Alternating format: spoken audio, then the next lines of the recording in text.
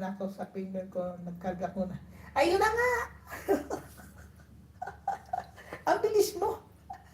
Ang bilis mo, bago ko na-relay yung message sa'yo na huwag mong ikarga sa akin. Ay, naikarga na! Ano ba yan? Eh, may bibigyan sana ako. Bibigyan sana ako. Sabi ko, ibigay ko na lang muna sa iba. Anyway, masaya na ako sa size ng ano ko, ng aking bahay. Masaya na ako doon. Hindi na ako nangangarap na maging malaki ang bahay ko. Hindi na po.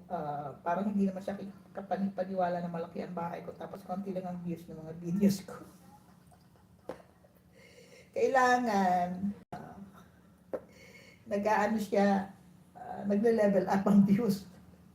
Hindi lumalaki lang ang subscribers. Ayan, salamat po. Di ba sabi ko sa inyo?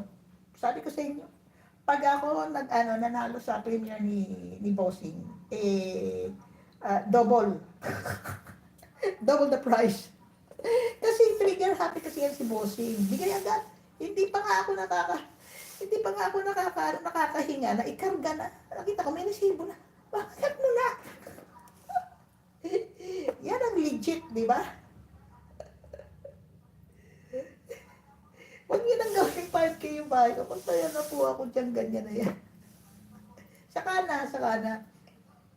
Gusto ko munang magtumulong sa iba na maliliit pa ang bahay. And it's so happen nung nandun ako sa live ni Golden Carry, I noticed a lot of, okay, Englishin ko na para maintindihan ni Angelo. Angelo pangalan niya. Para maintindihan ni Angelo na. I noticed that a lot of participants in the live streaming of Golden Carry have small channel. Like, they have very low level of subscriptions. They're not even like, some of them are 300, 900, 800. They're not even 1K. But what I noticed is most of their videos are actually have been viewed like maybe more than 100 or something. I feel so ashamed because most of my videos I'm lucky to have 50 views within a day or within 2 days. Most of them. So that means the subscribers are legit. Okay, they're actually supporters. So marami. Okay.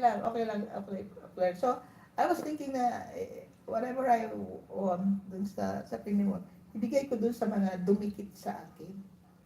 Dumikit sa akin. Like World, I heard that he's aiming to have like 3,500 subscription with by March. So I'm thinking that if I have like 500 subscription, extra 500 subscribers, then I can share it with him and the rest of the whoever are there in the live streaming. Alam niyo kung tutusin, sandali lang siyang nag-live, wala pang 1 hour, pero before live streaming ko sa kanya, wala pa siyang 1 hour. Pero umabot po ng 100 po ang participants. Para po siya nag-premiere, pero live streaming yan.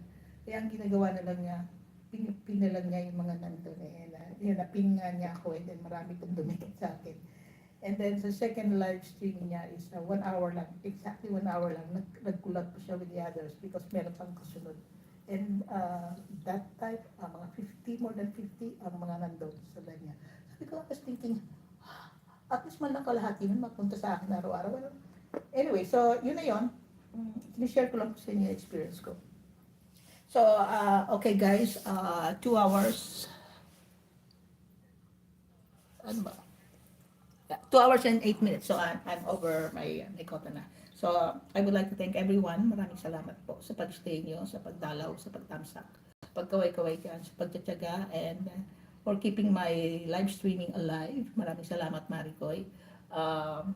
Salamat sa mga solid na supporters ko dyan. Maraming salamat. At sa mga nakatambay dyan na hindi na kumaway, maraming salamat. Maraming salamat din sa mga nakasumisilip lang dyan. Kung sisilip kayo, gawin nyo at least mga 30 minutes para makadagdag kayo sa watch hour ko.